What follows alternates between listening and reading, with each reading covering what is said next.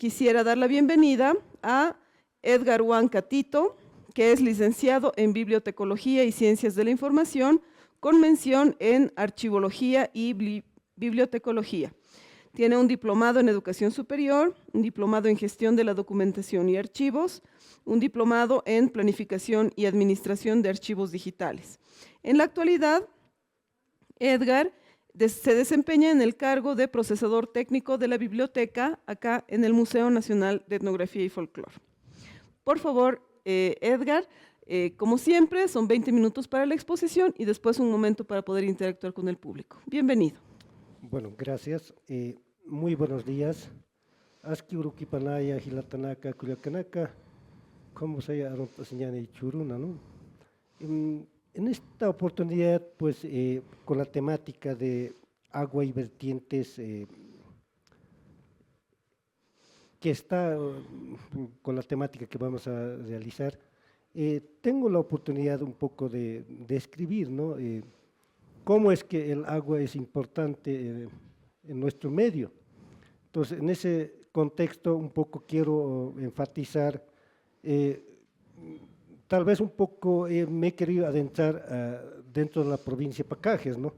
La provincia de Pacajes se encuentra en la parte sur de nuestro departamento de La Paz. Entonces, antiguamente, según la cronología, Pacajes estaba constituido como el Hachasuyo Pacajaque, ¿no?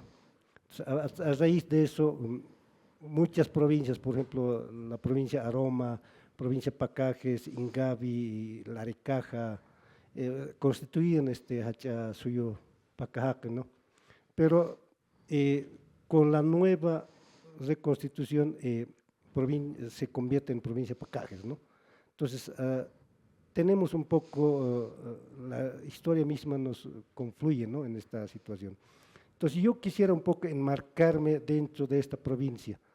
Esta provincia está constituida actualmente por 8 municipios, ¿no? Corocoro como la capital principal, Caquiaviri como la segunda capital, Calacoto es la tercera sección, Comanche, está Callapa, está la sacara de Pacajes, ¿no?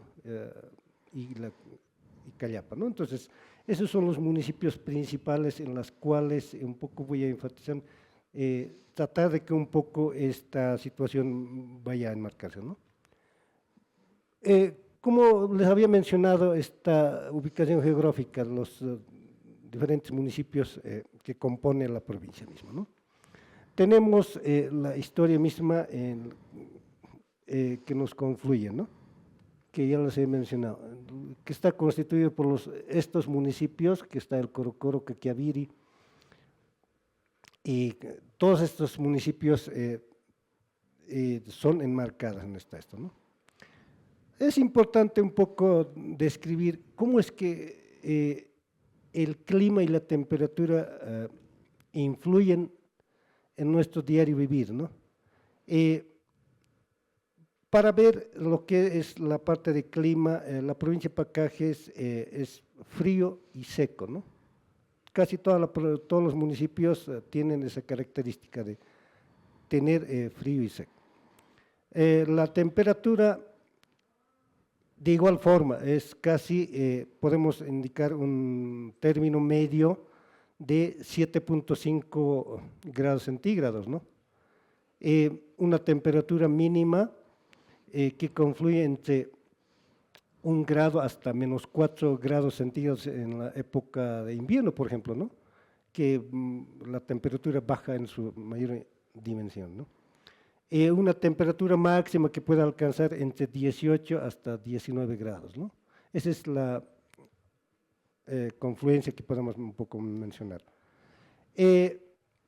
Hablando del agua, en estos municipios existen lo que son las vertientes, existen ríos, los riachuelos, existen algunos lagos o lagunas que constituyen este tipo de influencias, ¿no? Es importante mencionar las transformaciones, de las transformaciones que se puedan obtener, ¿no? Por ejemplo, de la evaporación. En muchos casos, la condensación o la precipitación fluvial en temporada de lluvia, ¿no? Entonces, estas transformaciones de agua permiten a que la misma población del altiplano puedan aprovechar a lo máximo, porque sin agua no se puede vivir, ¿no? Ni para realizar la parte de agricultura ni la ganadería, ¿no? Porque sin este elemento afecta en todo caso, ¿no? Y tenemos algunas tipologías de agua que había un poco tratado de recopilar. Entonces tenemos varias estas tipologías, ¿no? Agua potable, el agua salada, el salubre, el dulce, el agua blanda. Después tenemos las aguas negras, por la contaminación se convierten en aguas negras, ¿no? Entonces, las aguas grises, así dependiendo del tiempo, en el tiempo en la cual está expuesto el agua, ¿no? Entonces son estas tipologías que un poco he tratado de describir, ¿no? Dentro de la terminología en aymara, pues al agua se les conoce por varios de estos descripciones que un poco, tal vez muchos las conocemos, ¿no? Por ejemplo, el chureuma, dicen, ¿no? Añouma, varias terminologías en las cuales un poco hay que ver. En nuestro tiempo hemos tratado de que se recupere varias terminologías y se lo está utilizando, ¿no? En nuestros días, ¿no? Entonces, son términos que en algunos casos son muy familiares, ¿no? El Humahalso, por ejemplo, ¿no? Es una vertiente de donde nace el agua, ¿no? Es decir, para que un habitante tenga agua, siempre se han establecido en lugares cercanos donde hay vertientes de agua, ¿no? Entonces, muchos de esos han aprovechado para, por ejemplo, el consumo humano, para los animales o para el riego mismo, ¿no? Entonces, son lugares en los cuales es importante destacarlo, ¿no? De esta forma, los recursos hídricos dentro de la provincia, un poco ya voy a ir adentrándome, están pues las vertientes o los ojos de agua o los humajalsos, ¿no?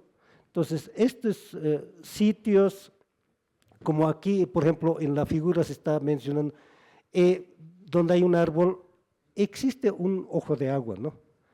Hay en ese cercano, la familia pues se establece para poder un poco tener al alcance el agua, ¿no? Entonces, muchas de las familias en el altiplano han tratado de establecerse siempre en lugares donde exista la provisión de agua, que es aprovechada mediante estos ojos de agua o las vertientes, ¿no? Entonces, estas vertientes permiten que pues muchos de los habitantes del lugar aprovechen, ¿no? Para tener ciertas actividades cotidianas, ¿no? Estos vertientes, ojos de agua, ya van confluyéndose, es decir, como que el agua no va a permanecer en el lugar, siempre va a tratar de tener un rebalse. Esos rebalses pues convierten a que haga un curso de agua en la cual va a buscar un lugar para poder confluir en algún lugar. Entonces, muchos de estos ojos de agua tienen ese curso para poder convertirse luego en un río. Por ejemplo, el lugar donde estoy mencionando es la comunidad de Antarani, en la provincia Pacajes, municipio de Comanche, ¿no? Por ejemplo, el río Desaguadero es una confluencia de varios ríos, ¿no? Que dentro del municipio de Pacajes, los lugares altos, los cerros, cuando existe precipitación fluvial, pues todos los ríos confluyen casi el 80% en el río Desaguadero, ¿no? Entonces, por ejemplo, acá se está viendo al fondo se encuentra el río Desaguadero. Entonces, esta confluencia del nacimiento más en las precipitaciones fluviales hace que crezca un río y se confluya en el río Desaguadero, ¿no? Entonces, el río Desaguadero es una de las confluencias en la cual permite que muchos pobladores de esos sectores aprovechen esta agua, pese a que se dice que el agua del río Desaguadero es salado, ¿no? No la aprovechan para riego, sino para alimentación de los animales que existen en el lugar, ¿no? En el río Desaguadero supuestamente existen animales como por ejemplo las chocas, los patos, algunos animales o las aves que permiten aprovechar ese espacio, ¿no? Yo soy oriundo de la provincia de Pacajes, en el municipio de Comanche. Entonces, yo cuando fui niño, hasta mi juventud, viví en el lugar, yo veía que existían las pequeñas lagunas, los ríos pero con la erosión del suelo, varios de estos lugares se han pues ido llenando de estos arrastres que se hacen en época de lluvia, ¿no? Por ejemplo, cuando hay granizada, es cuando trae mayor cantidad de material desde lugares altos, ¿no? Entonces, todo ese arrastre de material que existía han podido ir tapando los lagos, los ríos. Yo veía que existía en mi niñez un río que tenía una profundidad de hasta 10 metros, pero esos ríos en la actualidad se han ido nivelando con el arrastre del material que en la época de lluvia lo realizan. En esos ríos existía, por ejemplo, la crianza el pez abundaba en esos ríos, ¿no? Pero en la actualidad ya no, porque se ha tapado, ¿no? Y muchos de los lagos o lagunas han ido teniendo ese efecto por las precipitaciones fluviales, ¿no? Entonces, inclusive yo veía que había estas aves que en algún momento migraban pues desde el río Desaguadero, que está muy cercano, hasta estos lugares, pero hoy en día ya no se les ve a esos patos, como la choca, yo veía los patos silvestres, pero hoy en día ya no se les ve porque no hay lugar donde se establezcan estas aves, ¿no? Entonces, esa es la situación con la cual enfrenta muchas poblaciones en la provincia de Pacajes, ¿no? Hace que estos recursos hídricos se escaseen, ¿no?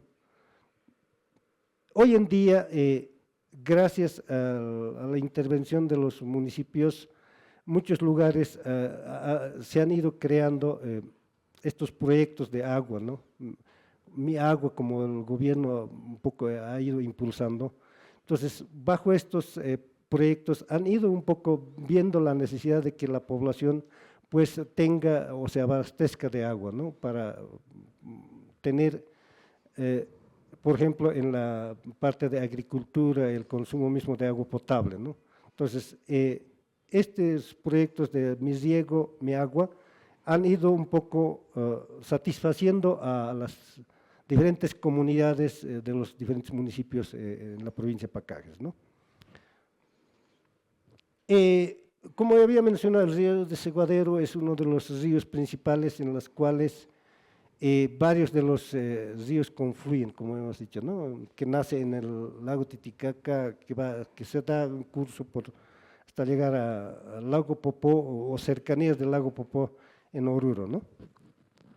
Ahí vamos mencionando uno de los cursos del río Desaguadero. En época de lluvia, por ejemplo, se ve de esta forma los lugares donde pues la lluvia un poco ve que podamos confluir estas que siempre va a ir hasta la parte del río Desaguadero, ¿no? Ahí vamos viendo los reservorios de agua que a veces muchos aprovechan.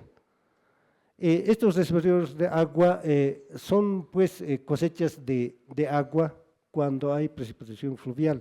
Acá se está mencionando en la primera figura que han podido excavar el suelo a fin de contener el agua del arrastre del cerro, ¿no?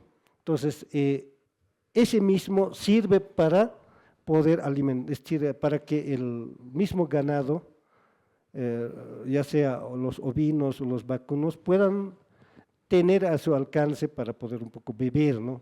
Pese a que no es factible que puedan beber estas aguas turbias, ¿no? Porque de ahí producen algunas enfermedades que a raíz del estancamiento del agua no puedan ser bebibles, ¿no? Entonces, pero muchos, por la necesidad de contar el agua, han aprovechado estas acequias, ¿no? Entonces, son lugares donde puedan muchos aprovecharla, siempre con la precipitación fluvial que exista, ¿no? El agua es importante que tengamos el aprovechamiento, ¿no? Entonces, por ejemplo, el agua en la provincia de Pacajes, como las aguas son saladas, es bien importante aprovechar para la elaboración de la tunta, ¿no? Entonces, estos ríos, muchas de las familias es aprovechada para eso. Entonces, ahí se está viendo en las figuras cómo es que el agua, después de haber permanecido por 2 semanas, es sacada para poder luego ser secado, ¿no? Quería un poco ver algunas experiencias del aprovechamiento del agua, ¿no? O del abastecimiento de agua. Por ejemplo, en el municipio de Corocoro hubo en la gestión 2007 un concurso de agua, donde participó como provincia Pacajes representando por el municipio de Corocoro. Entonces, 2 comunidades, ya sea Pina Sayatije, que es una de las comunidades, y Alto Bilaque, son 2 comunidades que ganaron en diferentes puestos mediante ese concurso. Por ejemplo, en Pina Sayatije, que recibió el primer premio con la temática cosechas de agua de lluvia en atajados de ríos, se llamaba la temática con la que llevaron, ¿no? Dicha experiencia consistía en hacer la cosecha de agua mediante la construcción de atajados, en quebradas de río que eran provenientes de los cerros, que son arrastrados mediante el curso del agua, ¿no? Entonces, esta experiencia un poco trata de igual forma, anteriormente les he mencionado esos atajados de agua, que los arroyos siempre es importante aprovechar dependiendo del tiempo en el cual están, ¿no? Y la otra experiencia es en Alto Bilaque, de la misma forma. Esta se llevó utilizando las cotañas, en anterior ya les he mencionado, ¿no? Entonces, este tipo de proyectos han podido establecerse para que muchos de los lugares luego hagan el ejemplo de poder transmitir, ¿no? Entonces, bajo ese contexto han podido ser aprovechadas muchos de los lugares. Luego vamos viendo por qué el agua es una práctica ritual, ¿no? El agua en muchos casos es considerado, de acuerdo a las tradiciones, las creencias, como un lugar donde pues se ven. Esto, por ejemplo, en el municipio de Caquiaviri, en la localidad de Jihuacuta, existen estos 2 o 3 lugares en los cuales han considerado que el agua es una creencia, ¿no? En este ejemplo, por ejemplo, este nuevo Titiuma, que se da lugar porque en el monte solían reunirse los gatos para beber de esta agua, ¿no? Entonces, son lugares sagrados que algunos los consideran. En el siguiente ejemplo, igual forma vamos a ver el Ajayu Jauira, ¿no? Es otro de los lugares en los cuales el agua es considerada como un lugar sagrado, ¿no? Y otro de los ejemplos que voy a mencionar es el Circo, en la misma comunidad, donde es una vertiente salina, dice, ¿no? Que a través de los remolinos se veía que el lugar sagrado tenga esa creencia de poder establecer cómo es que el comunario las respeta, por ejemplo, ¿no? Entonces, yo creo que con estas prácticas rituales, me acuerdo que cuando no llovía, los comunarios subían a los calvarios para poder pedir lluvia. Entonces, ¿qué es lo que realizaban? Me acuerdo que a mí me hacían llevar agua de una vertiente para poder llevar hasta el lugar, ¿no? Entonces, ahí lo metían, por ejemplo, ustedes muchos los conocen, el sapo o la rana, cualquiera de los metían en el recipiente y en el calvario, pues croaba el sapo o la rana, ¿no? Entonces, eso hacía que pueda atraer la lluvia, ¿no? Entonces, era uno de los rituales que la misma comunidad veía conveniente cuando no había lluvia, ¿no? Entonces, bajo ese contexto, un poco hemos tratado de que en la provincia de Pacajes, como es un lugar frío y seco, la existencia de agua es bien requerida, ¿no? Entonces, no sé si ha sido, eso es lo que yo podría transmitirle, lo que es una experiencia que he podido tomar en la provincia de Pacajes, ¿no? Gracias.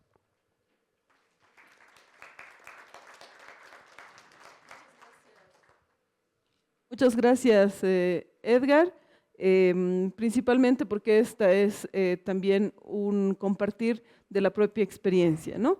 No sé si entre el público acá tenemos preguntas, por favor. Muchas gracias. Felicitar a Edgar por su linda exposición. Quería consultarle si han visto de paso el tema de forestal, porque en el altiplano no realmente se ha perdido esos hábitos, ¿no? Inclusive ocurre que planta grande, árbol grande que tenemos, hay que tumbarlo, ¿no? Para aprovechar como leña, etc. Entonces, mostrabas en una parte que donde hay árboles, existen vertientes. Yo vi una experiencia interesante que han hecho en alguna parte del mundo. Estaba devastado todo, han destruido toda la forestación y ocurre que venían las mazamorras, han destruido la ciudad, estas mazamorras, etc. Han vuelto a reforestar y los ojos de agua han vuelto a brotar otra vez. Entonces, de repente se requiere una política para reforestar el altiplano, porque el gobierno, los municipios, etcétera, las gobernaciones tienen plata pues para aquello, para uno hacer campaña de concientización, implementar la forestación, tienen viveros, etcétera. Desde ahí se puede hacer. Ahora, de repente, alguito más, ¿no? Una pequeña consulta. ¿Cuáles han sido los resultados de esos trabajos que han hecho de los dos concursos? Si nos podrías describir las ventajas, lo que hoy por hoy resultó de esos proyectos de hacer ¿no? los atajados. Bueno, en cuanto a la forestación es importante, ¿no? Como es lugar frío y seco, pues no hay forma de efectuar de forma continua la forestación, porque las plantas requieren agua, ¿no? Pero como la figura menciona, por ejemplo, en el lugar, como hay vertientes, el suelo pues permanece húmeda, ¿no? Entonces, por eso es que en lugares cercanos a los ojos de agua han ido plantando las diferentes plantas, porque el que mejor se adapta es el eucalipto, ¿no? Entonces, después viene el pino radiato o el pino ciprés, son las dos plantas que también se adaptan.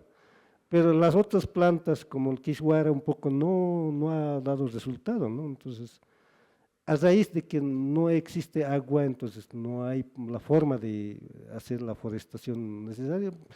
Muchos de los comunarios no tienen la necesidad un poco, ¿no? Siempre han visto que como no hay resultados, entonces los abandonan estas experiencias, ¿no? Entonces, es importante, yo pienso que hoy en día varias comunidades o varios municipios pues han optado por construir atajados para, por ejemplo, lo del riego, ¿no? Entonces, esos atajados han dado resultado, ¿no? Como por ejemplo en el ejemplo que les he mencionado, el de la Cotaña, donde el agua se reúne y esa misma agua han tratado de dar curso para hacer los riegos correspondientes, ¿no? Entonces, varias experiencias han tratado de que sí da resultado, pero siempre y cuando exista la parte de los proyectos, la parte económica, ¿no? Sin economía no se puede ejecutar muchos proyectos, ¿no? Entonces, esa es una de las desventajas que tal vez vemos en nuestro medio, ¿no? Entonces, no sé si eso… No sé si hay alguna otra pregunta, por favor. Buenos días, mi nombre es Teófilo Laime. Un poco conociendo el sector también, hay en mes de diciembre hay las prácticas rituales de pedir agua para el Jayupacha, ¿no? No sé si en Pacajes también estas prácticas continúan, ¿no? De ir a los cerros y para que haya lluvia, ¿no? Eso. Sí, efectivamente, muchas de las comunidades, la práctica ritual para pedir la lluvia, efectivamente el 4 de diciembre, por ejemplo, en la comunidad Antarani, se va hasta el Calvario, por eso es que él mencionaba, se llevaba agua para, con la ranita, para que la misma rana interceda, digamos, a nuestra Pachamama, que pueda confluir agua. Entonces, esas prácticas aún se realiza todavía, ¿no? Como que hoy en día nuestros ancestros ya no quieren hacer la práctica necesaria, pues los jóvenes mismos ya no pues requieren. Entonces, como la tecnología se ha introducido, entonces pues cambian las formas de efectuar nuestras tradiciones, ¿no? Un ejemplo claro, tal vez, por ejemplo, es antes la tierra se elaboraba con las yuntas, ¿no? Y hoy en día la yunta ha sido reemplazada por la maquinaria.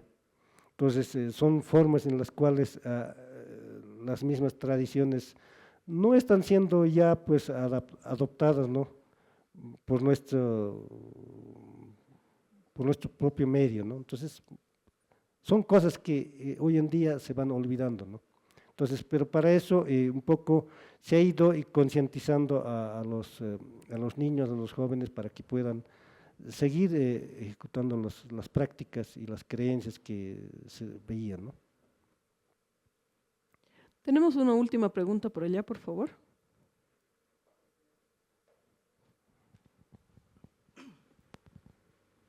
Hola, muy buenos días. En principio, felicitarle por el trabajo que viene realizando. Tal vez más que pregunta es como sugerencia, ¿no?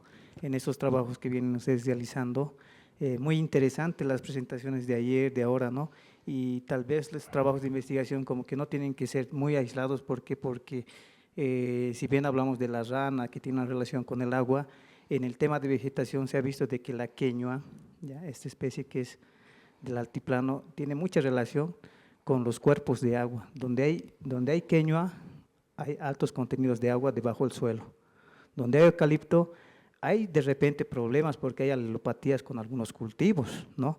Donde hay pinos, evidentemente, igual hay una relación de agua y demás, pero también genera algunos hongos que de repente acidifican los suelos y demás. Entonces, la sugerencia tal vez es ver cuál es el concepto, cuál es la relación que tienen las queños, porque las queños también al campesino, a los productores, les genera un recurso que es la madera que les sirve para la cocina y demás. Nada más, gracias. Sí, yo creo que en la provincia de José Manuel Pando, pues estas plantas, como mencionaba la queñua, es abundante, ¿no? Porque de ellos aprovechan para el mismo combustible, ¿no? Entonces, dependiendo del lugar es que puedan ser aprovechadas los recursos naturales, ¿no? Entonces, es importante que el agua es uno de los elementos que predomina en el lugar para poder establecer, ¿no? Vamos a continuar, por favor, ahí con una consulta.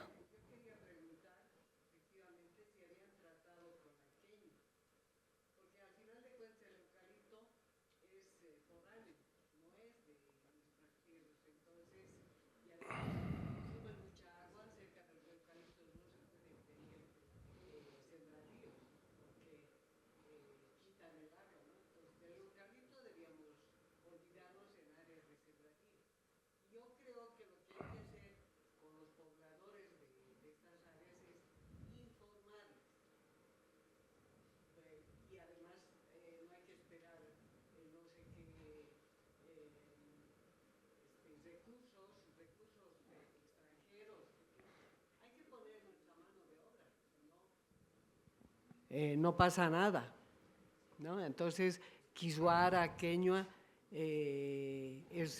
yo creo que hay que informarse y luego informar al resto de la población y obviamente la importancia del agua, ¿no? Gracias.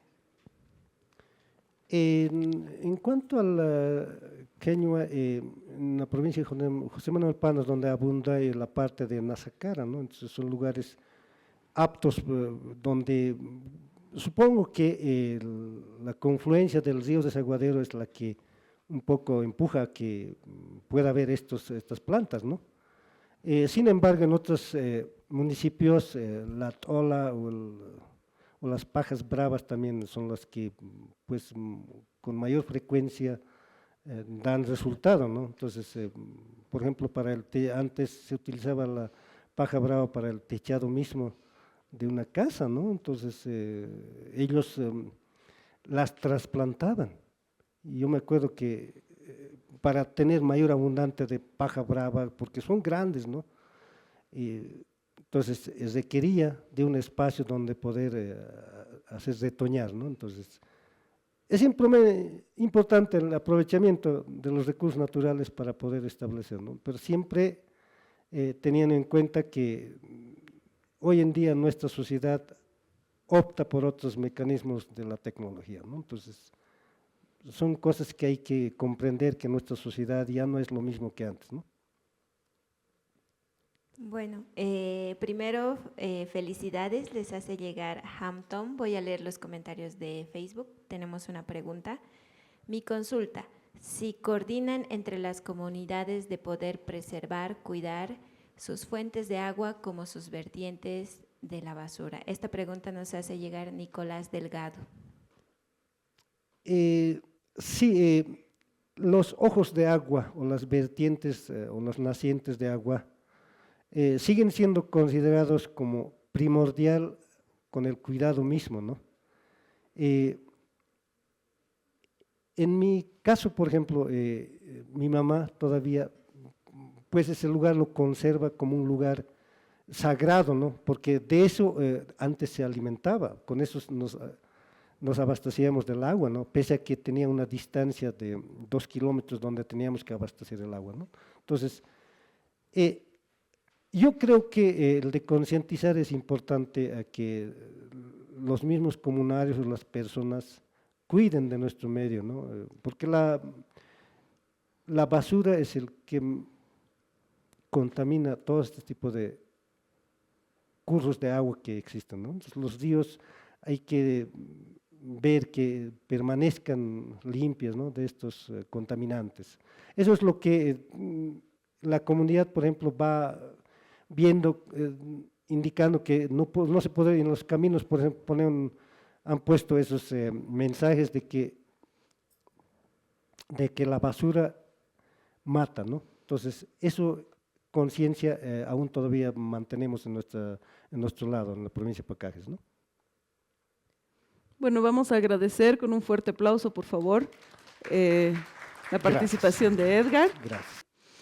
Bienvenido, Rolando. Ya está lista la presentación. Por favor, te escuchamos. Muy buenos días a todos y muy agradecido por estar en este espacio tan importante. Voy a hablar sobre un tema que es muy importante para mí, el agua y el urbanismo en la ciudad del Alto, ¿no? Son unas confluencias culturales que existen. Para empezar, he traído dos árboles, una queñua y una retama. Primero, hablar sobre la queñua. La queñua es una planta, es un árbol originario de estas tierras, y la retama no es un árbol, es un arbusto que ha sido introducido al país, ¿no? O a esta región. Ambas plantas coexisten en la ciudad del Alto. ¿Cuál es el problema que se ve en la ciudad? Cuando la queñua es así de pequeña, esta por ejemplo tiene 5 años. En 5 años no ha crecido mucho. Y ese es un problema muy grande que tenemos, ¿no? La gente, las personas, los jóvenes en especial, cuando es una pequeña planta, va y sí, exacto, lo arranca o lo lastima. Entonces, esta planta tiende a morir, a fallar, ¿no? La retama, a diferencia de la queñua, crece rápido. Pero ¿cuál es el problema de la retama? Cuando estás a niveles altos de 4000 por ahí, empieza a aparecerle moscos negros. Y en nuestras tradiciones, cuando empiezan a aparecer moscos o insectos en los árboles, dicen que eso está mal, que te trae mala suerte. ¿Y qué es lo que hacen? Lo matan, lo cortan y ya se fue, digamos. Son 2 ejemplos que hay en el Alto. Y para que vean, este está con 5 años. La ciudad del Alto tiene ahorita 39 años. Entonces, un árbol de 39 años recién estaría por sus 2, 3 metros. Ahorita en la avenida Tiwanaku, en la ciudad del Alto, tenemos de este tipo de árboles que han crecido de este tamaño, diré de 2 o 3 metros, ¿no? Y de estos ha habido una temporada en donde se ha plantado en casi todo el Distrito 1. De ahí solamente ha quedado un 10 a 15%, por lo que les he indicado, ¿no? Por los moscos. Cuando ustedes ven la imagen de la ciudad del Alto, ven una ciudad de ladrillo, ¿no? Ven siempre el Huayna Potosí y una estepa. Y yo cuando empiezo a ver en los grupos de Facebook sobre fotografías del Alto, siempre hay las personas que dicen, qué ciudad más fea, ciudad de ladrillo, ¿por qué no ponen árboles y por qué no? O sea, un poco que desmejoran, ¿no?, la ciudad del Alto en esa situación, pero no se ponen a pensar que esta ciudad está a 4100 metros de altura, que es una cabecera de puna, y si ven su entorno, no hay árboles. Y no es porque no queramos, sino es porque la misma región no te ayuda mucho a poder proteger a los mismos, ¿no? Eso es para iniciar. Aquí tengo una imagen de la ciudad del Alto, de la 16 de julio, en donde se ve el Nevado del Chacaltaya, que hasta el 2002 seguía existiendo. Y era imponente, ahora ya no existe. ¿Qué ha pasado? El calentamiento global, puede ser que tal vez los esquiadores lo hayan acabado.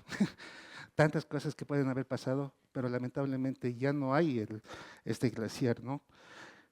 Y esa era una de las fuentes de alimentación de la ciudad. He puesto también las fechas importantes.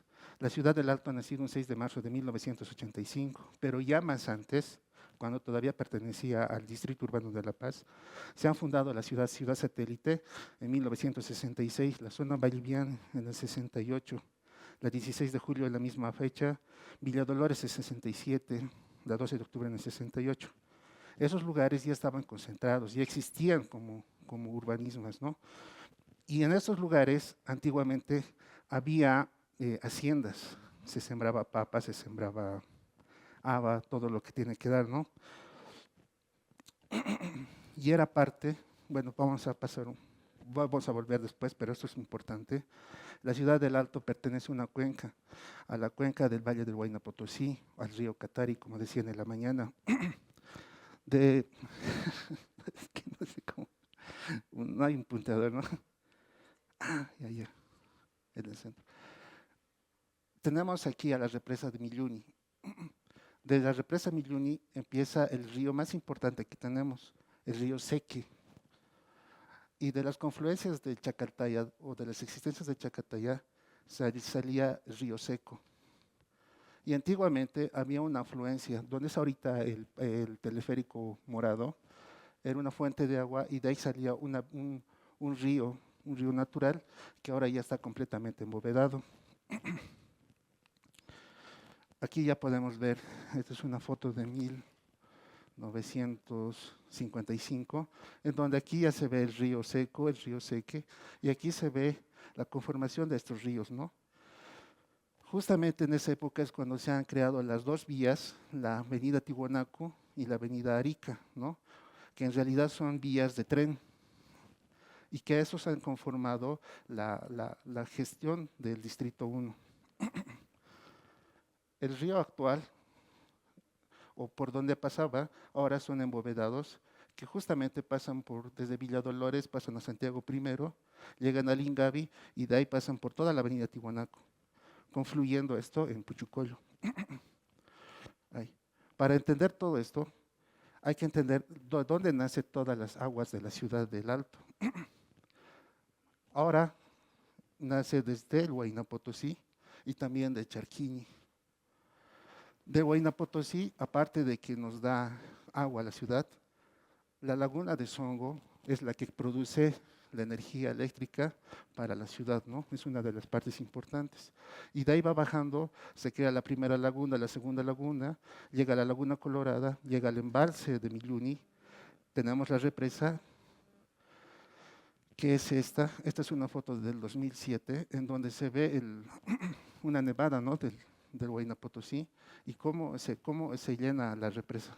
Esta es una foto del año pasado, cuando se ha llenado la represa completamente al 100%, y vean la cantidad de nevado, de glaciar que se ha perdido, ¿no?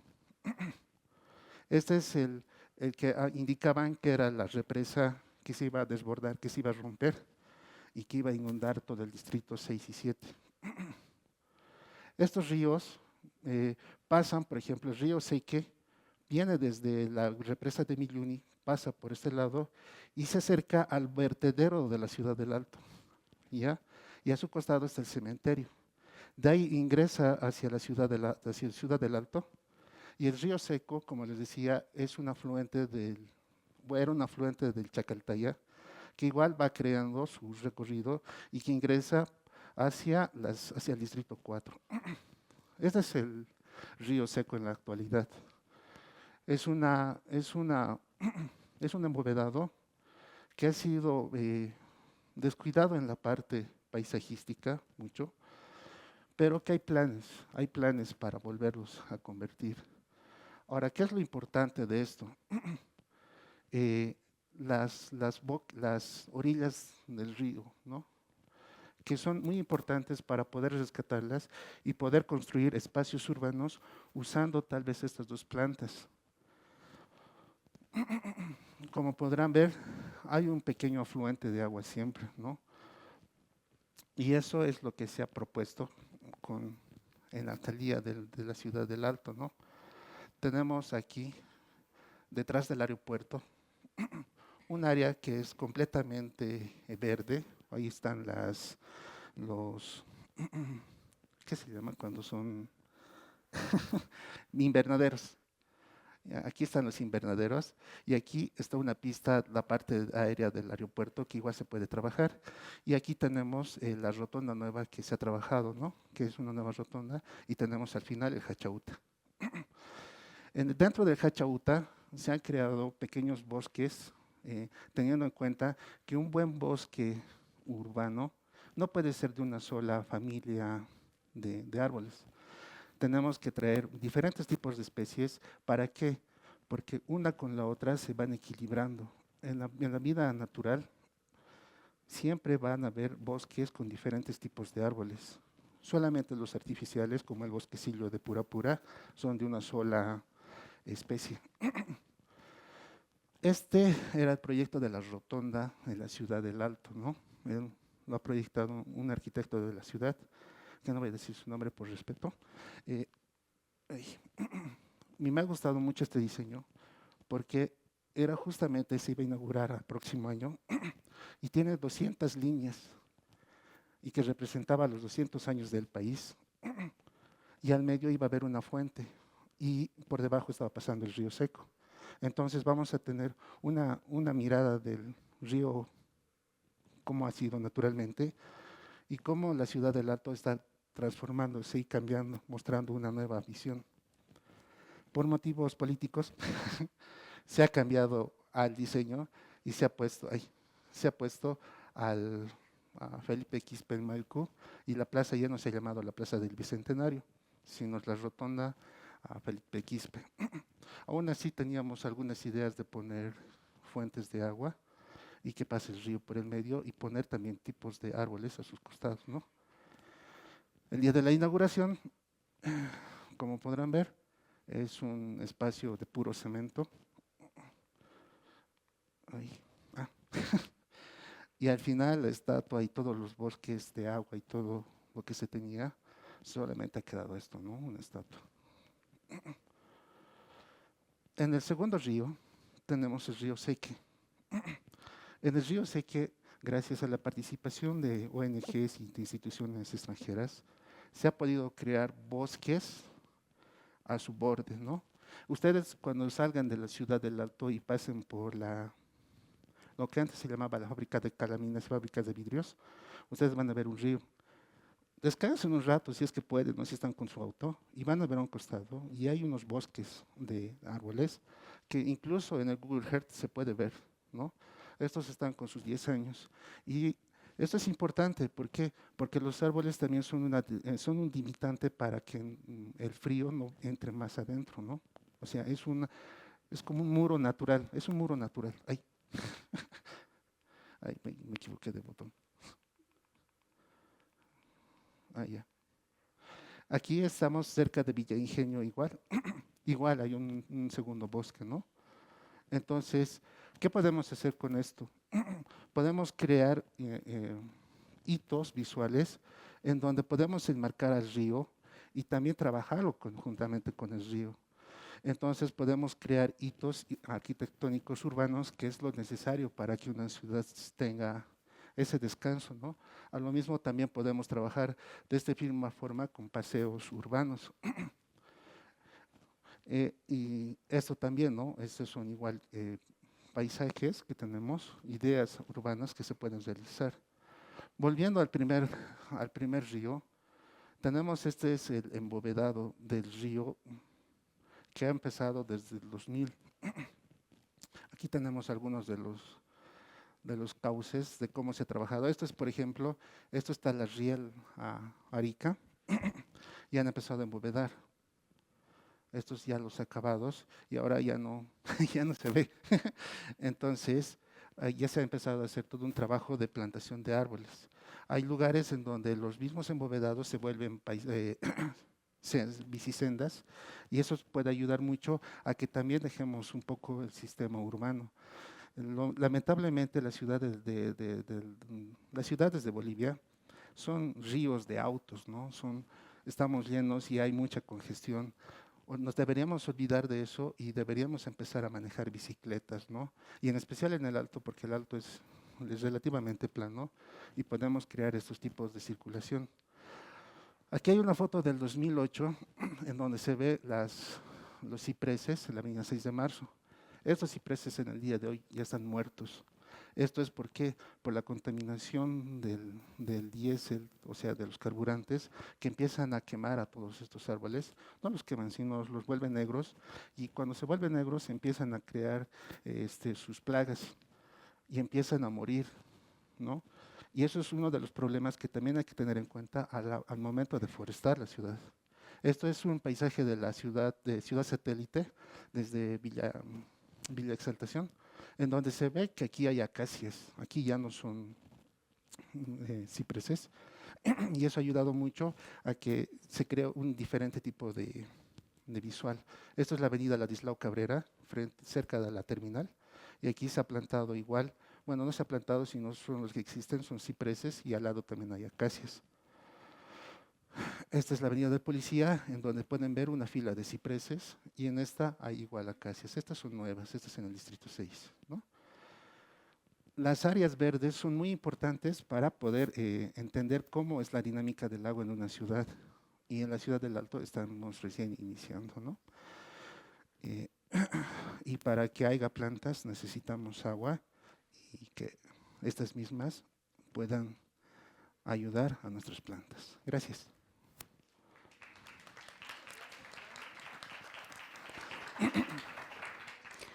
Muchas gracias, Rolando. Realmente una problemática que a todos nos preocupa, nos llama la atención. No sé si hay preguntas en el público, por favor.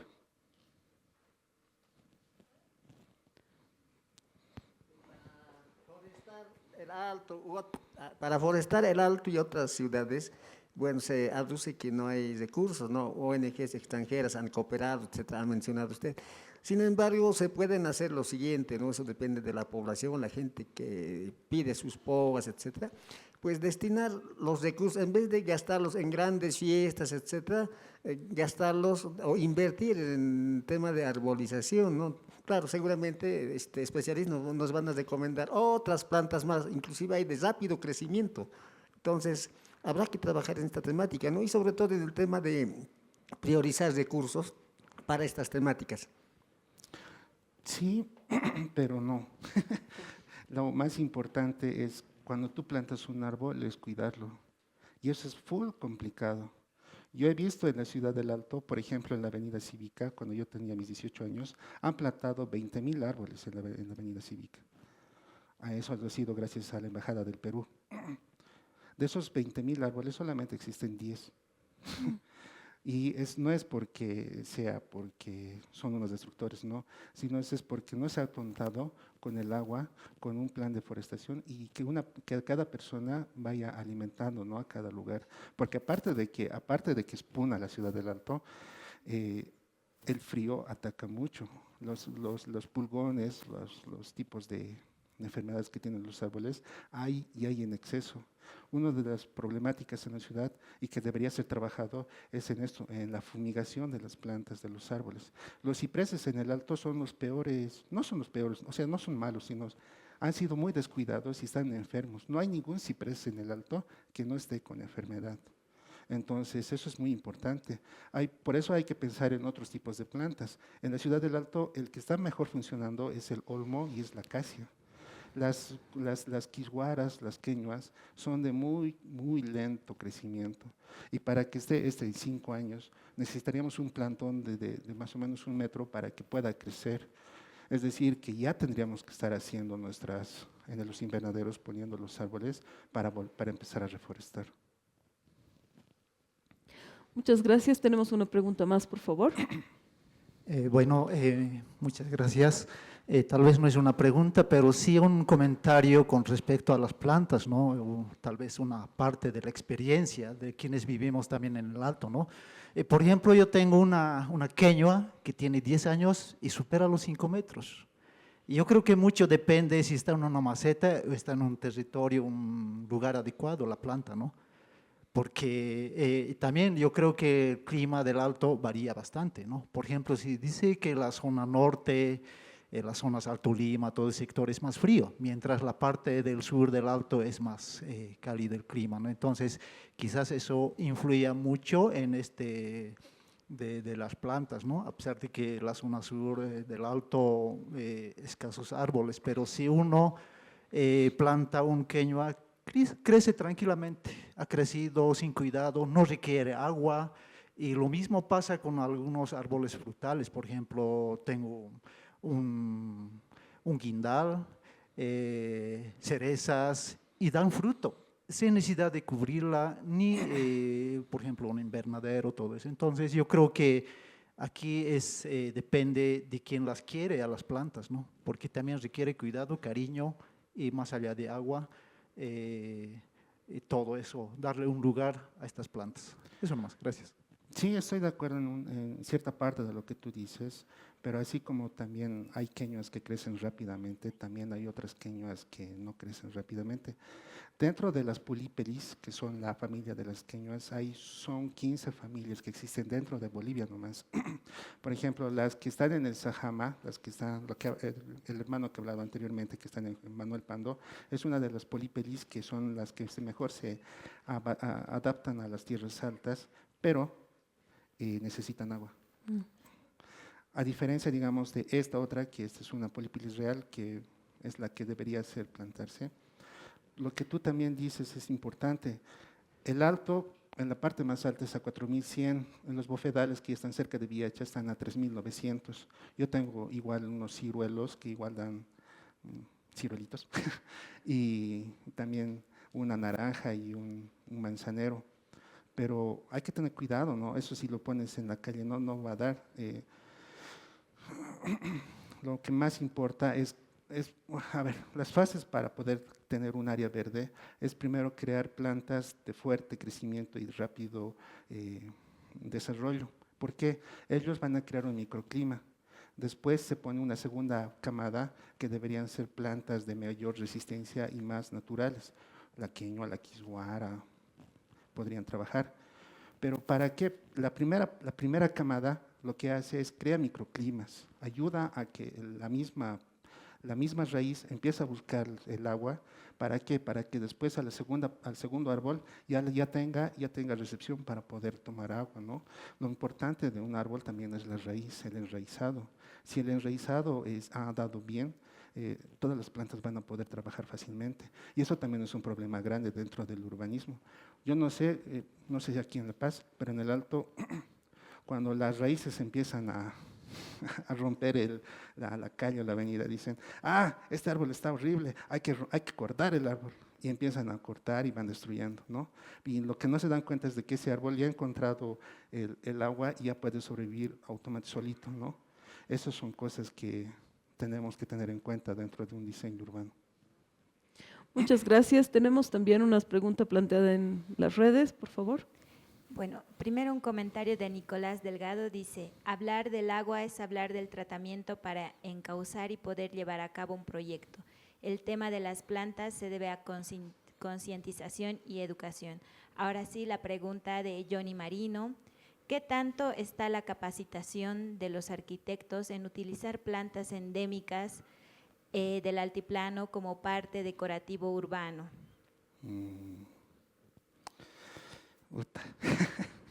Es un tema un poco, si bien hay una noción básica de las plantas en las facultades de arquitectura, aún no hay un desarrollo complementario importante. Si sé algo de plantas es gracias a la Facultad de Agronomía. Me ha ayudado mucho a mi agronomía para poder tener un poco de conciencia. En la parte de arquitectura en la Universidad Mayor de San Andrés, que yo sepa, aún todavía estamos en pañales. Bien, vamos a agradecer mucho la presencia de Rolando con un fuerte aplauso, por favor. A continuación, vamos a dar la bienvenida a nuestra siguiente expositora. Ella es Jacqueline Dávalos Escobar, profesional en Ciencias de la Educación por la UMSA y en Realización Cinematográfica por la Escuela de Cine y Artes Visuales. Tiene diplomados en Investigación Cualitativa, Etnográfica y Cine Documental, y una maestría en Estudios Críticos del Desarrollo. Ella trabaja en el Instituto para el Desarrollo Rural de Sudamérica y es parte de la red Territorios en Contestación. Ha escrito 2 libros, Desde las miradas transdisciplinares, Paisaje de manantiales y lavanderías colectivas en La Paz, en el año 2020, y Oveja Cara Negra, un estudio sobre la educación y modernización de la crianza de ovejas en el altiplano boliviano, publicado en 2021. Tiene una filmografía sobre discapacidad, autonomías y acceso a la tierra. Bienvenida, Jacqueline. Te escuchamos. Muchísimas gracias. Estoy muy contenta de estar en la RAE, que esta vez le ha destinado tiempo al tema del agua, y escuchando también a los colegas, ¿no? Muchísimas gracias por este espacio. Lo que yo les voy a contar es sobre los paisajes de manantiales en La Paz, lo que denominamos vertientes también, ¿no? Y bueno, su conservación y es eso, ¿no? Esto deviene de un proceso de investigación que he ido actualizando en los últimos años también, ¿no? Entonces, eso, ¿cómo sigo? ¿Con el control? Con este avances. Básicamente es muy interesante porque la ciudad de La Paz el 2016, todos recordamos que hemos vivido crisis del agua, la sequía, ¿no? Y eso ha volcado, digamos, a los barrios, a sus fuentes subterráneas, ¿no? Los manantiales. En las fotos van a ver que la gente iba con los baldes a recoger el agua, incluso sus cachorros, incluso ellos iban a lavar, ¿no? Y aquí se produce un giro interesante porque había mucho temor de que los manantiales, las vertientes estaban produciendo los deslizamientos, ¿no? Es algo que todavía están debatiendo geólogos, ingenieros hidrogeólogos, ¿no? Y básicamente una preocupación que tuve a la hora de plantear esta investigación tiene que ver precisamente con eso, ¿no? Que habían deslizamientos, los de Cotauma, por ejemplo, han sido muy importantes, de Cayapa también en el 2011, recordarán, ¿no? Y bueno, hay una preocupación sobre estas fuentes el 2016, ¿no? Y pues lo que se va a venir ahora, y esta RAE también aporta eso, es investigar sobre las fuentes, es un retorno a las fuentes, ¿no? Y aquí importa muchísimo que haya una perspectiva social, que haya una perspectiva antropológica, visual, ¿no? Entonces, yo pensaba que era importante eso, ¿no? Apresurarse para lograr miradas sociales a la gestión de estos recursos, ¿no? Y bueno, ahí mi marco teórico ha sido el concepto de paisaje, ¿no? Entonces, el paisaje está siendo estudiado para la transformación histórica de las ciudades, estamos hablando de administración de los paisajes, los territorios, el espacio público, estamos hablando de paisaje de los sonoros se empieza a hablar recién, ¿no? He escuchado muchos trabajos al respecto, y bueno, a mí me gustaba mirar un poco el paisaje desde la imagen también, ¿no? Entonces, una de mis metodologías ha sido precisamente, al principio, recoger varias fotos de lavanderas en la historia del arte, ¿no? Todas las ciudades tienen sus lavanderas cerca de los ríos, ¿no? Y bueno, he acopiado esas fotografías y se las he mostrado a las lavanderas y yo les he preguntado si querían ser parte como de ese registro y ellas han dicho que sí, ¿no? Entonces lograba yo visitar los puntos de lavado colectivo y era muy bonito porque después les imprimía las fotitos así con esas impresoritas de fotógrafo de fiesta, ¿no? Y ellas se quedaban con el material y producto de estas fotografías pues sale también un análisis para mí ha sido muy interesante, ¿no? Entonces, ¿qué pasa con el lavado? Cuando hablo del lavado colectivo, siempre me preguntan, con lavanderas, ¿y qué enfermedades tienen? ¿Y cuánto ganan? ¿No? O sea, sí son temas muy importantes, porque es verdad, es un grupo vulnerable, económicamente hablando, pero lo más interesante de ellas para mí es el tipo de sujeto que son, ¿no? Y para mí son resguardadoras del recurso, ¿no? Y eso es lo que les vengo un poquito a contar, ¿no? Aquí ahí van a encontrar a las lavanderas de San Antonio. Bueno, aquí un poquito del concepto de paisaje, que no voy a ahondar mucho, pero aunque tal vez pueda servir, ¿no? A la hora de pensar nuestros paisajes del agua, ¿no? Nuestro colega anterior ha hablado sobre cómo sería el Alto y sus paisajes del agua, ¿no? Entonces, pues dentro del concepto de paisajes estamos nosotros como sujetos que contemplamos, que interactuamos con ese paisaje, están las formas de modelar esos paisajes, ¿no? Y aquí hay mucho trabajo que se está haciendo desde las cartografías más sociales, están también factores socioculturales, ¿no? La historia, la política.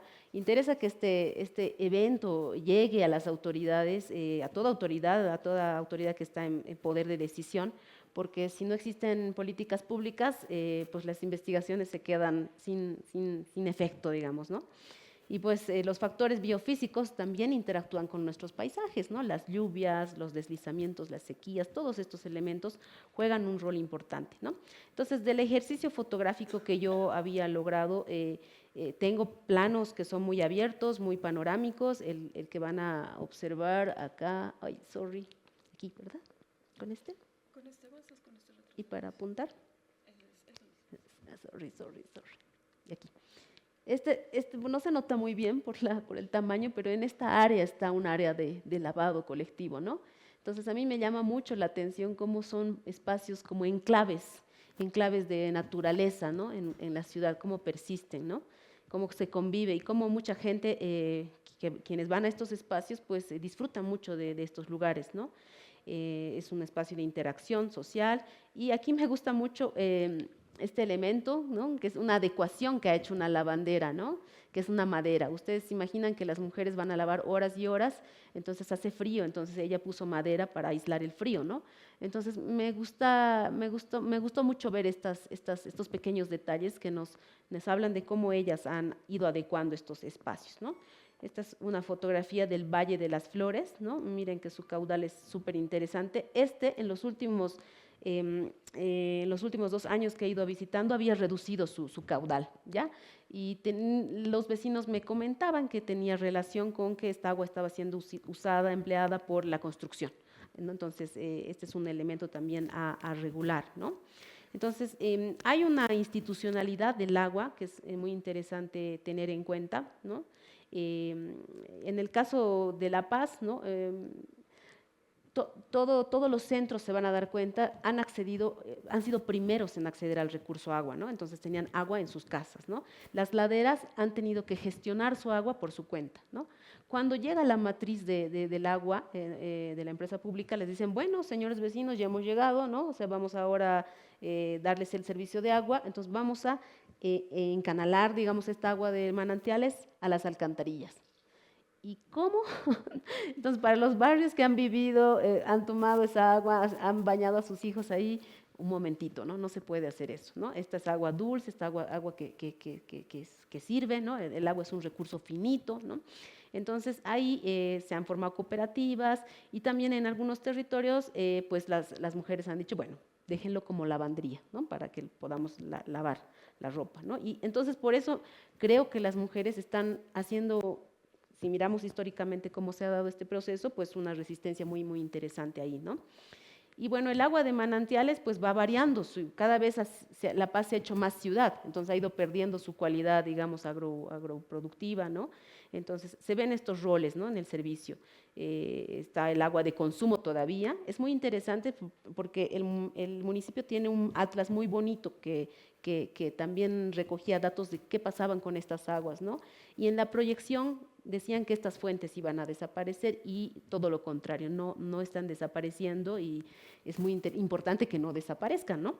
Entonces se usa para el consumo, para el lavado como servicio también, ¿no? O sea, que alguien presta sus servicios para lavar ropa ajena, digamos, ¿no? La construcción también está haciendo uso de estas aguas, el riego, ¿no? Nos decían que varias áreas verdes son regadas con estas aguas, el tratamiento de basura, han dicho que para aplastar la basura y demás, eso no lo tengo en registro en las entrevistas, pero habría que estudiar. Entonces, esto es importante conocer, ¿no? De cómo se está usando estos recursos. Y bueno, las sujetos de quienes van a lavar a estos espacios son inquilinos, inquilinas, vecinos, vecinas, y bueno, lavanderas y visitantes, ¿no?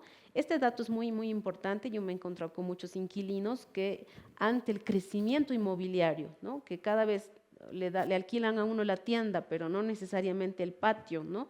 Entonces las mujeres van buscando, o sea, se sienten como que no pueden realizar su vida cotidiana, digamos, cómodamente, ¿no? Entonces van con todos los niños, se llevan la comida y van a lavar a estos espacios, ¿no?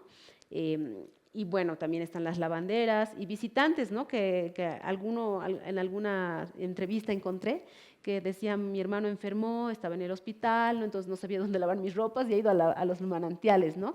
Entonces, y también aquí me gustaría apuntar que, por ejemplo, he visto muchas personas que están en un estado de salud mental deteriorado, que también van a lavar sus ropas, ¿no? Yo me acuerdo una imagen que se me quedó muy fuerte, es una señora en la gruta de la gruta de Lourdes, ¿no? Del manantial de Lourdes, hizo una batea, digamos, con nylon y piedras, ¿no? Y llevó agüita, ¿no? Y claro, me gusta mucho porque en un estado de salud deteriorado uno busca el sol, y uno busca pues el agua, estar equilibrado, ¿no?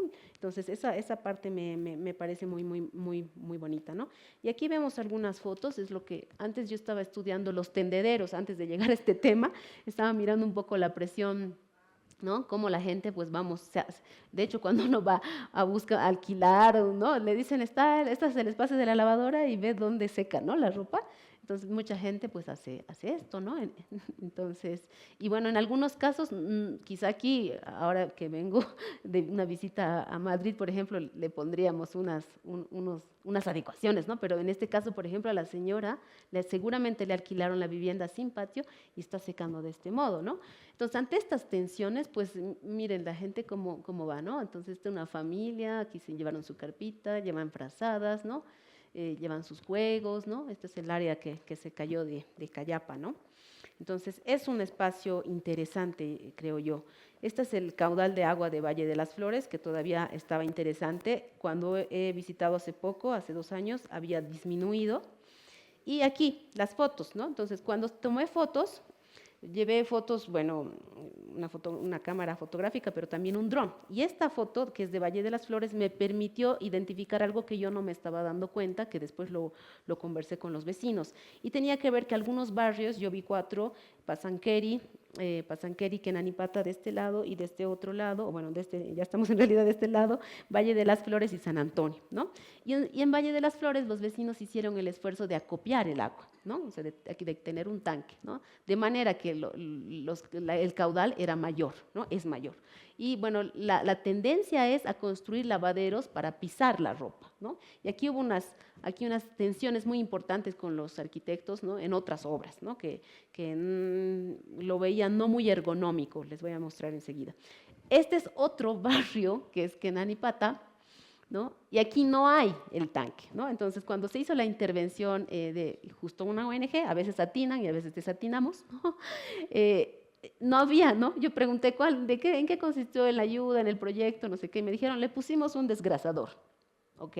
Les interesaba limpiar el agua, pero ¿y cómo acopian, no? O sea, no, es que no había dónde emplazar el tanque, ¿no? Entonces, ¿cómo que no? Entonces, eso es muy fregado, porque además hay un bateón central con las que ellas trabajan, ¿no? Donde acopian más agua, y la tendencia arquitectónica es decir, ¿para qué quieren tanta agua? ¿Por qué gastan tanto, no? Entonces, tendieron a dividir varias, ¿no? Esto no duró más de 6 meses. Yo tengo el registro de una y otra foto, no duró. Incluso las mujeres se ofrecieron acá para acopiar piedra para que durara un poco más la estructura y dijeron, no, vamos a hacerlo ladrillo, ¿no? Y tal cual se deshizo. No tengo foto actualizada de esto, pero esto mejoró, gracias a la presión de las mujeres, los vecinos, ¿no? Pero aquí nótense estos elementos, ¿no? Y también esto voy a explicar por qué no pensamos de esta manera, ¿no? Y bueno, capaz lo digo ya, porque no existe una normativa, una ley nacional de aguas. En la Constitución dice que estas fuentes son propiedad del Estado y lo que puede hacer el municipio no está en el marco de mejora de espacio, área verde, ¿no? O sea, no pueden intervenir sobre el recurso, ¿no? Vamos a pasar rápido. Aquí lo de las lavanderías, lo que les digo, ¿no? Las mujeres recuperan siempre el bateón central y en cambio estas están distribuidas, ¿no? Y esa comprensión de cómo está organizado estos espacios es muy importante, ¿no? Igual miren, ellas decían, por favor, bateón y les han elevado, ¿no? Y miren, qué poco ergonómico, ¿no? Entonces, y en este caso de estas mujeres de Kenanipata, que es el más bonito, es cuando ellas pues logran imponer, digamos, que sea bateón. Y aquí como que obligaron, entre comillas, digamos, a la arquitecta a que haga una observación etnográfica de cómo era mejor. Esta es la lavandería que les comentaba que se hizo. Bueno, aquí yo veía, y en diálogo con la exposición anterior, la importancia un poco de la continuidad visual, ¿no? De la continuidad con la naturaleza, ¿no? Esa estética. Y aquí se entendió muy bien perdón, esta lavandería es de Pasanqueri, ¿no? Entonces aquí sí las mujeres han participado interesantemente, las comunidades, se ha invertido mucho dinero también acá, ¿no? Y bueno, ahí yo creo que incluso hay un baño para usar, ¿no? Porque las mujeres van con sus niños, los niños quieren usar el baño, ¿no? Bueno, aquí no me voy a detener tanto, voy a llegar casi al final.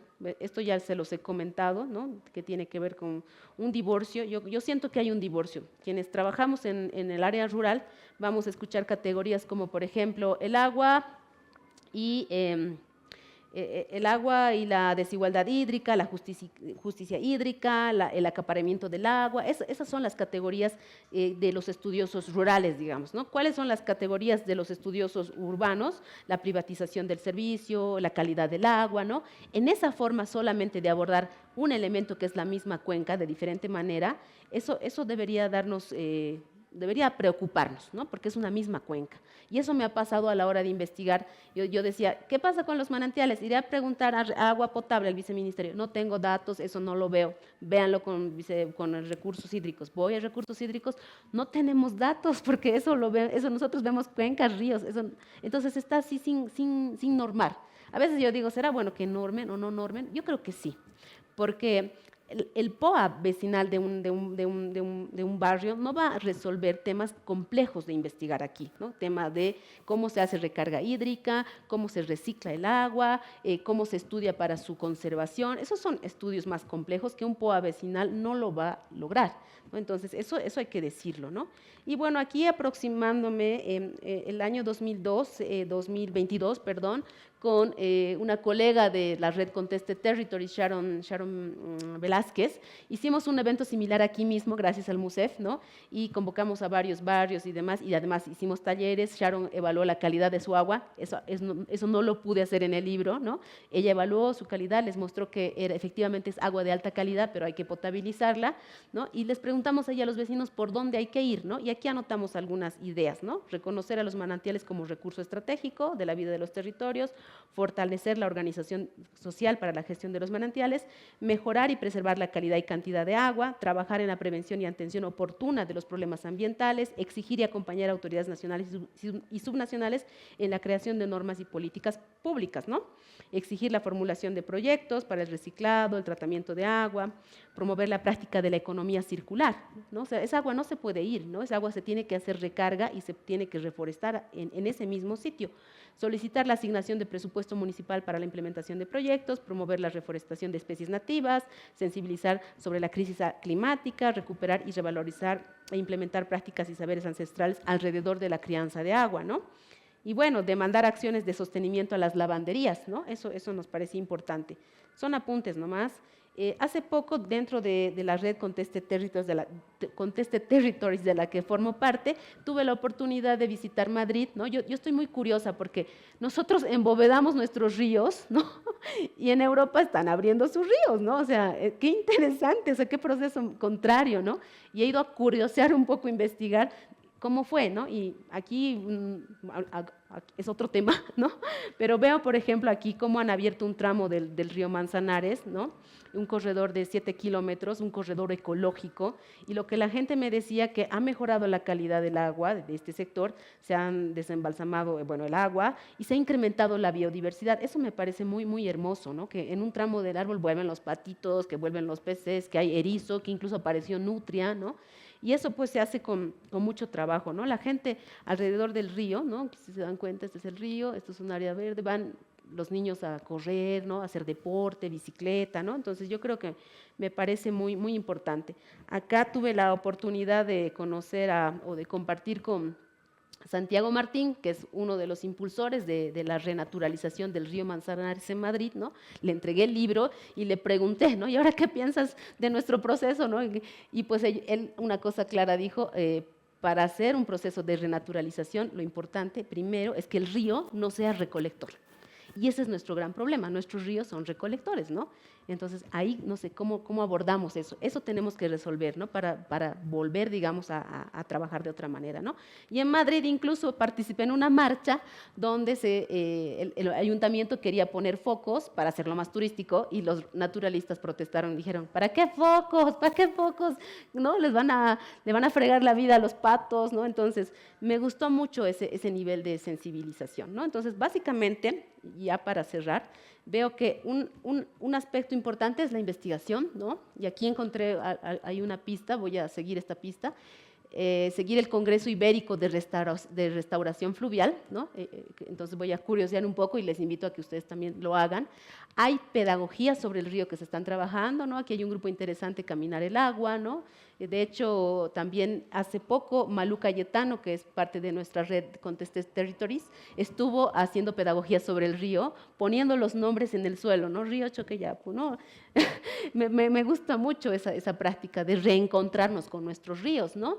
Y bueno, la movilización social, ¿no? Aquí estaban en la marcha contra los focos y las políticas públicas, ¿no? Que es bien importante, ¿no? Aquí, por ejemplo, se pensó Madrid en 15 minutos y una parte de su propuesta pues tiene que ver con renaturalizar el río.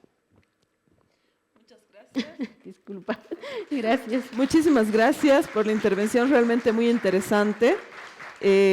También vamos a abrir el espacio si hay alguna pregunta. Tenemos 2 preguntas, una adelante y una más atrás. Bueno, felicidades. Este tema es apasionante, ¿no? Porque nuestras urbes necesitan de todos estos aportes. El siglo pasado, a fines en la Casa de la Cultura, un arquitecto, un ingeniero, creo, nos mostró unas maravillas de la ciudad de La Paz con ríos abiertos, etcétera. De repente ya falleció.